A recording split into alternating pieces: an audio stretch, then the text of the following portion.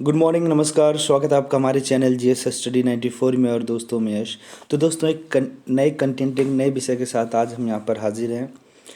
और दोस्तों ये दैनिक जागरण के मुख्य पृष्ठ का भाग है, जिसे आप संपादकीय के नाम से जानते हैं। और इसे लिखा है दोस्तों हर्षवर्धन श्रृंगला जी ने। और जो आज का विषय वो है पेरिस समझौते की आगे की राह। तो देखते हैं आज कुछ नया है। पेरिस समझौते के 5 वर्षों के बाद भारत उन कुछ एक विकासशील देशों में से एक है जो न केवल अपने पर्यावरण संरक्षण संबंधी लक्ष्यों को प्राप्त कर रहे हैं, बल्कि जलवायु संबंधी साध्य लक्ष्यों को प्राप्त करने के लिए और अधिक प्रयास कर रहे हैं।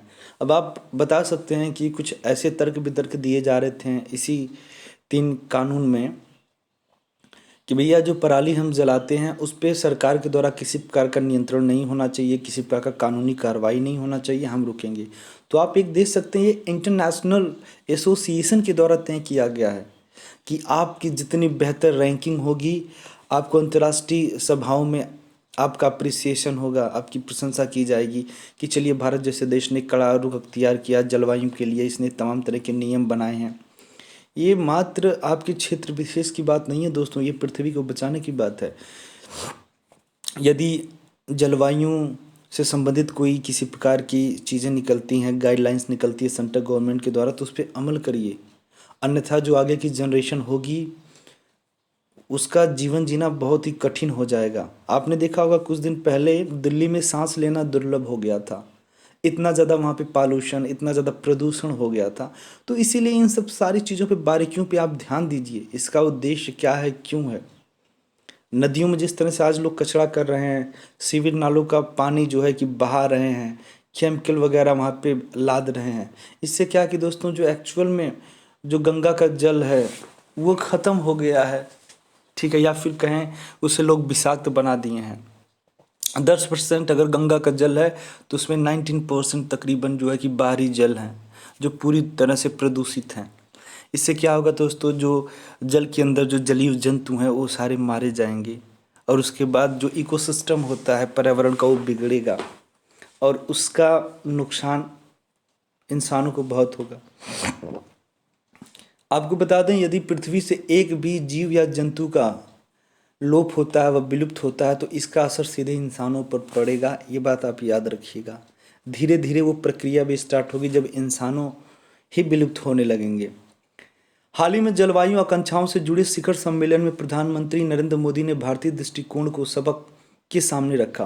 उन्होंने कहा कि हमें अतीत के लक्ष्यों को ध्यान में रखते हुए और बड़े लक्ष्यों को दृष्टि में रखना होगा। उन्होंने यह भी कहा कि भारत पेरिस समझौते के लक्ष्यों को प्राप्त करेगा। 2019 में संयुक्त राष्ट्र जलवायु संरक्षण शिखर सम्मेलन में प्रधानमंत्री मोदी ने कहा था कि लक्ष्य प्राप्ति की दिशा में किया गया थोड़ा सा भी काम ढेरों उपदेशों से कहीं अच्छा होता है। इन्होंने कहा कि आप देखिए, उपदेश देने से बेहतर है कि कुछ अच्छा करिए जलवायु के लिए, जिससे हमारी आने वाली जो सिविलाइजेशन है, आने वाली जो पीढ़ियां हैं वो बर्बाद ना हो, वो हमें कोसे ना कि हमारे पूर्वजों ने हमारे लिए कुछ नहीं रखा। हम जलवायु संरक्षण से संबंधित अभियान और आकांक्षाओं के क्षेत्र में अग्रणी बनने के लिए ऊर्जा, उद्योग, परिवहन, कृषि और हरित क्षेत्रों की सुरक्षा सहित सभी क्षेत्रों में अपने पूरे समाज की इस यात्रा में व्यवहारिक कदम उठा रहे हैं। दोस्तों, जिन्हें समझ में नहीं आ रहा है, यही पॉल्यूशन, यही सारी जो है बचकानी हरकतें जो कई देश कर रहे हैं, एक नया जीव बनाने की होड़ में एक दूसरे से टक्कर ले रहे हैं, उसी का नतीजा था कोरोना वायरस।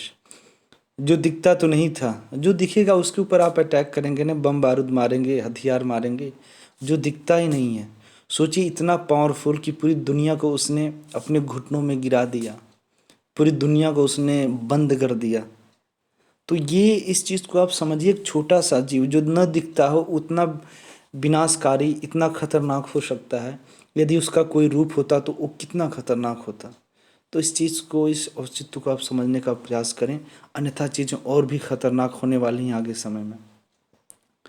भारत का यह मानना है कि जलवायु परिवर्तन से अलग अलग बटे हुए रहकर नहीं लड़ा जा सकता है। इसके लिए एकजुटता के साथ व्यापक और समग्र दृष्टिकोण की आवश्यकता है।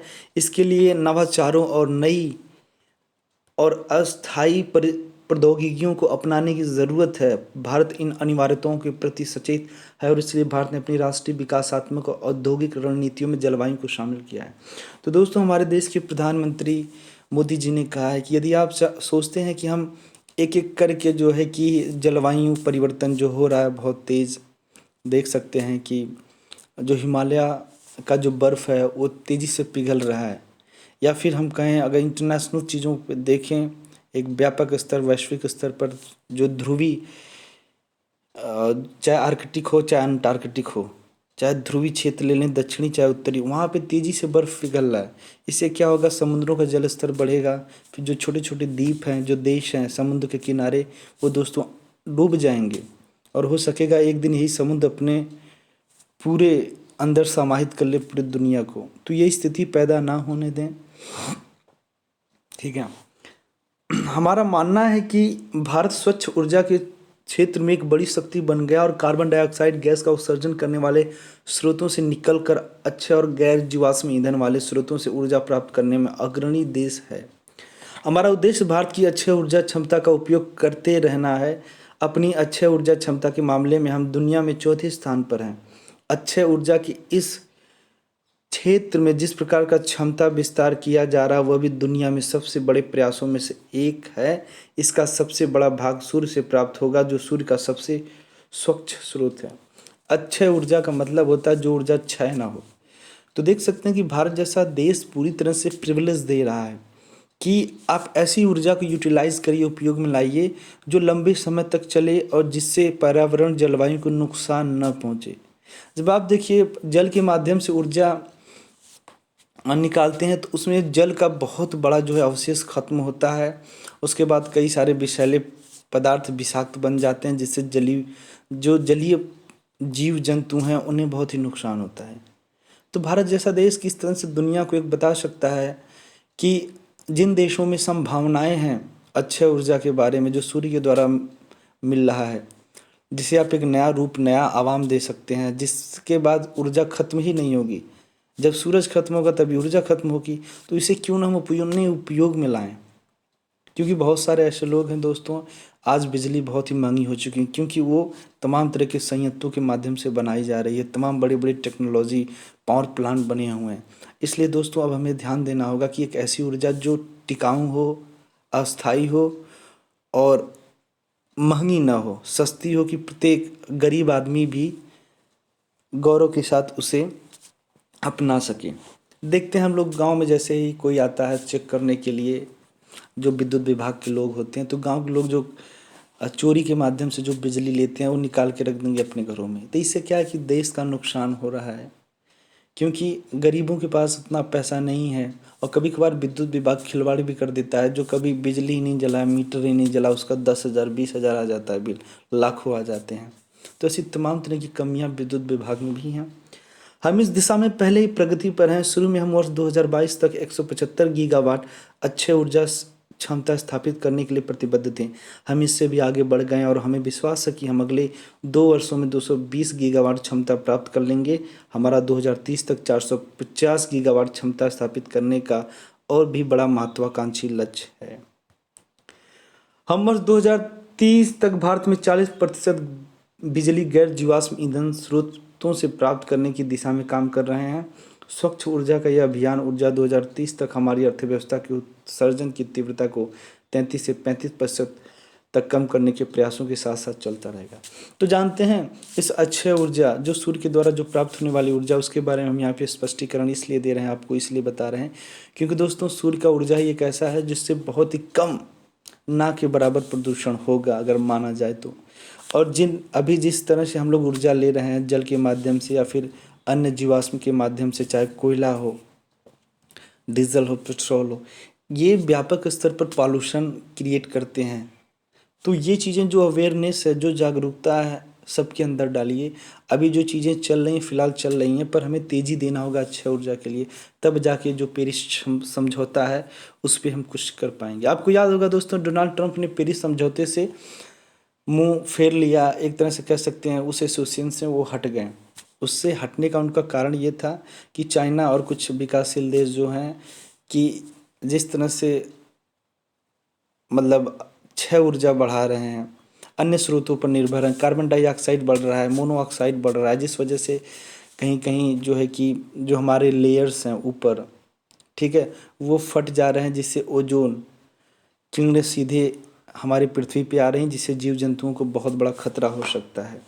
फिर भी डोनाल्ड ट्रंप साहब, जो पूरी दुनिया के सबसे बड़े ताकतवर देशों में शुमार है, वो अगर ऐसी हरकतें करेंगे ऐसी परिस्थितियों में, तो फिर उनको महाशक्तिशाली कहना एक गलत ही होगा। उजाला योजना एलईडी लैंप उपयोग करने का एक राष्ट्रीय अभियान प्रतिवर्ष कार्बन डाइऑक्साइड उत्सर्जन को 3.85 करोड़ टन कम कर रही है। उज्ज्वला योजना दुनिया की सबसे बड़ी स्वच्छ ऊर्जा पहल में से एक है, जिसके तहत 8 करोड़ से अधिक परिवारों को स्वच्छ रसोई गैस की सुविधा प्रदान की गई है। कई क्षेत्रों में चलाई जा रही सरकारी योजनाओं में जलवायु संबंधी अभियान और उसके स्थायित्व को शामिल किया जा रहा है। आपको एक चीज़ बता दें, उज्ज्वला योजना का माध्यम, उज्ज्वला योजना का जो उद्देश्य था दोस्तों, जो गरीब हैं, जो गांव में लोग निवास कर रहे हैं, जब चूल्हा फूकते हैं तो उनके जो विषाक्त जब जलते हैं, उनका धुआं जो है वही विषाक्त धुएं के माध्यम से आंखों में प्रवेश करते हैं। उसके बाद आंखें इन्फेक्टेड हो जाती हैं, तमाम तरह की समस्याएं जन्म लेती हैं। उनको स्वास्थ्य प्राथमिकी जाना पड़ता है, जांच कराना पड़ता है, पैसा खर्च होता है। और उसके बाद भी दोस्तों जो विषाक्त पदार्थ निकलते हैं, पर्यावरण को प्रदूषित करते हैं। तो सोचिए, यदि आप खाना बनाते हैं और लकड़ियों का प्रयोग करते हैं तो उससे कितनी बड़ी समस्याएं खड़ी हो सकती हैं। हमारा स्मार्ट सिटी मिशन 100 शहरों में चल रहा है, ताकि वे जलवायु परिवर्तन की चुनौतियों के समक्ष अधिक स्थायी और नई परिस्थितियों के अनुकूल परिवर्तनीय बन सकें। राष्ट्रीय स्वच्छ वायु कार्यक्रम का लक्ष्य अगले 4 वर्षों में वायु प्रदूषण को 20 से 30% तक कम करना है।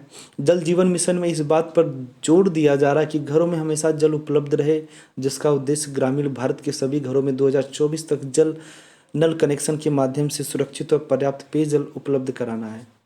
हमारे देश में कई ऐसे राज्य हैं और राज्य में एक क्षेत्र विशेष है जहाँ पर जल की बहुत ही कमी है। जैसे गर्मियाँ स्टार्ट होती हैं दोस्तों, वहाँ जल की इतनी बड़ी कमी हो जाती है कि लोग एक जगह से दूसरी जगह पर जल लेने के लिए जाते हैं, या फिर उसी पोखरे का गंदा पानी पीने के लिए विवश होते हैं। ऐसा क्यों है?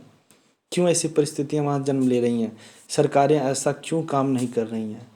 सोचिए, बारिश के मौसम में वहाँ बाढ़ आ जाती है और गर्मियों में वहाँ पानी की कमी आ जाती है। यदि वही बाढ़ के समय यदि हम उस पानी को यूटिलाइज़ कर लेते हैं, प्रयोग में लाते हैं, तो ये स्थिति नहीं होती।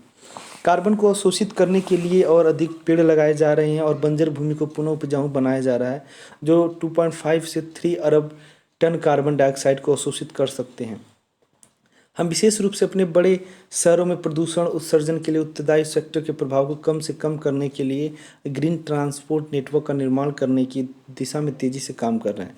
भारत मास ट्रांजिट सिस्टम, ग्रीन हाईवे और जलमार्गों जैसे अगली पीढ़ी के बुनियादी ढांचे का निर्माण कर रहा है। नेशनल इलेक्ट्रिक मोबिलिटी प्लान एक ई मोबिलिटी और संरचना तैयार कर रहा है, जिसका उद्देश्य है कि भारत के कुल वाहनों में से 30% वाहन इलेक्ट्रिक हों। ये पहल हमारी भलाई के लिए ही है, क्योंकि भारत उन देशों में से एक है जो जलवायु परिवर्तन से सबसे अधिक प्रभावित है। हमें जानते हैं कि हमें अभी भी एक लंबा रास्ता तय करना है, लेकिन हमारे इन प्रयासों से लाभ मिलना आरंभ हो गया है। वर्ष 2005-14 की अवधि के दौरान भारत की उत्सर्जन मात्रा में 21% की कमी आई है। अगले दशक तक हम इसमें और भी अधिक कमी की उम्मीद कर रहे हैं। भारत जलवायु परिवर्तन के क्षेत्र में दुनिया का एक जिम्मेदार देश बनना चाहता है। हम न केवल पेरिस समझौते को अपनी प्रतिबद्धताओं से भी अधिक कार्य कर रहे हैं, बल्कि हम जलवायु परिवर्तन के बारे में की जाने वाली कार्रवाई के क्षेत्र में अंतर्राष्ट्रीय सहयोग को आगे बढ़ाने के लिए नए परिवर्तनकारी साधन अपना रहे हैं। तो दोस्तों, ये भारत जैसा देश बहुत बड़ी सीख बन सकता है अन्य देशों के लिए। सोचिए, हमारा देश चाहता तो बड़े बड़े जो चीज़ें हैं उस पर निर्भर हो सकता है, क्योंकि अभी हम विकासशील देशों की श्रेणी में शुमार हैं। पर विकासशील देश यदि इस प्रकार इस चीज़ को समझेंगे तो विकसित देशों को कितना समझना चाहिए। तो दोस्तों, भारत जैसा देश एक आइकॉन बन सकता है इस अक्षय ऊर्जा के लिए, इस पेरिस जलवायु समझौता के लिए। हमने अंतर्राष्ट्रीय सौर गठबंधन जैसे कई अंतर्राष्ट्रीय संगठन बनाए हैं जो वैश्विक स्तर पर कार्बन उत्सर्जन को कम करने से संबंधित समाधान तैयार करने की दिशा में काम कर रहे हैं। 80 से अधिक देश अंतर्राष्ट्रीय सौर गठबंधन में शामिल हो गए हैं, जिससे यह तेजी से विस्तार पाने वाले अंतर्राष्ट्रीय संगठनों में से एक बन गया है। राष्ट्रीय स्तर पर कार्रवाई और अंतर्राष्ट्रीय स्तर पर एक जिम्मेदार देश होने के कारण भारत विकासशील देशों में अद्वितीय बन गया। इसे भारत जलवायु परिवर्तन पर अपनी सोच रखने और यथोचित कार्रवाई करने में अग्रणी भूमिका निभाने की अपनी आकांक्षाओं का पूरा करने की राह पर अग्रसर हो रहा है। तो दोस्तों, यदि आपके मन में, आपके विचारों में कोई भी कुछ भी बातें हैं तो आप कमेंट बॉक्स में जाके अपने विचारों को रखें, और उस कमेंट बॉक्स के माध्यम से कोई भी समस्या है आप पूछ सकते हैं, पढ़ाई से रिलेटेड हो, इट शुड बी स्टडी दोस्तों। और लगभग मैं सारे लोगों के जो भी कमेंट होते हैं वो देखता हूँ। और एक बार फिर आप लोगों को हाय, हेलो, नमस्ते, अस्सलाम वालेकुम, जय हिंद सब कहता हूँ। धन्यवाद।